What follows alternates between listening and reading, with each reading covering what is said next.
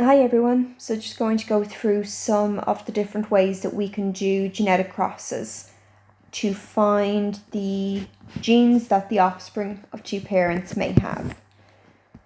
So let's imagine in these scenarios that big B will stand for brown eyes, which is the dominant gene, and that little b will stand for blue eyes, which is the recessive gene. So brown, blue, the different genes that they have, that can be changed from question to question, but the dominant gene only needs to have one copy in order for that person to have the dominant trait, but they would need two copies of the recessive gene in order to show the recessive trait. So say if they had big B, they would have brown eyes because they have two copies of the dominant gene. If they had big B, they would also have brown eyes because even though they have a blue gene, the brown gene is stronger, it's more dominant, so that one would be shown. The only way for them to have blue eyes would for them to have little b, as in order to show the recessive trait, you need to have two copies of the recessive gene.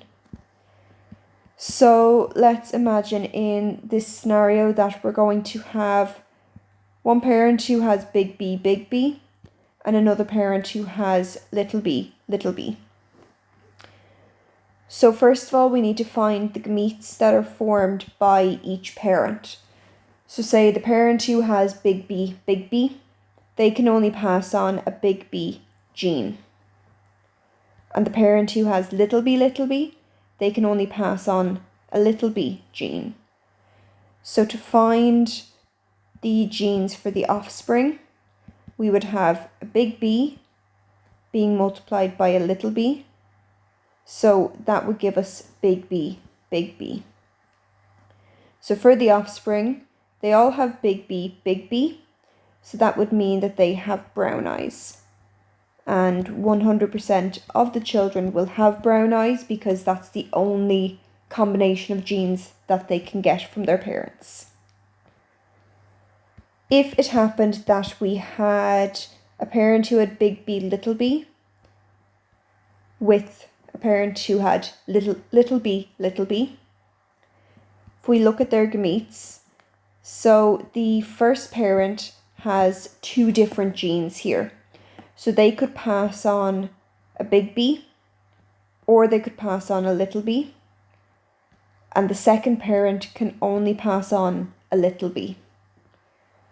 So looking at the possible combinations for the offspring, there could be big B or little b passed on from the first parent, and then the other parent can only pass on little b.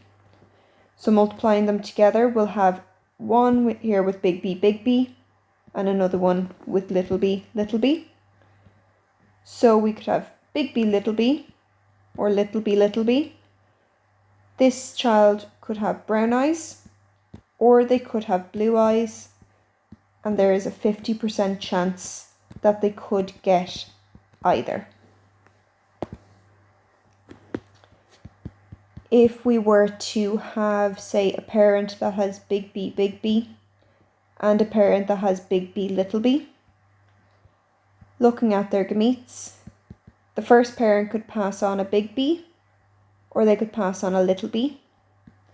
The second parent could pass on a big B, or they could pass on a little b. So looking at the offspring, we have big B and little b from the first parent, and we also have a big B and a little b from the second parent. So there could be big B, big B, little b, big B, little b, and little b. So we have three possibilities here. So this would have brown eyes, this one would have brown eyes, and this would have blue eyes. Trying to work out the percentages for each of these. So if you look back up at the table up here, there are 4 possible outcomes. One of those outcomes is big B. that's a 1 in 4 chance, or 25%. 2 of the outcomes out of those 4 are big B, little b. So that's 2 out of 4, or 50%. And only 1 out of the 4 is little b. So that is 25%. So if we wanted to find the total percent of people with brown eyes, be 75%, and then the remaining 25% would have blue eyes. This can be repeated for any other question. The only thing that would change are the types of genes, but you will always have a dominant gene, a recessive gene.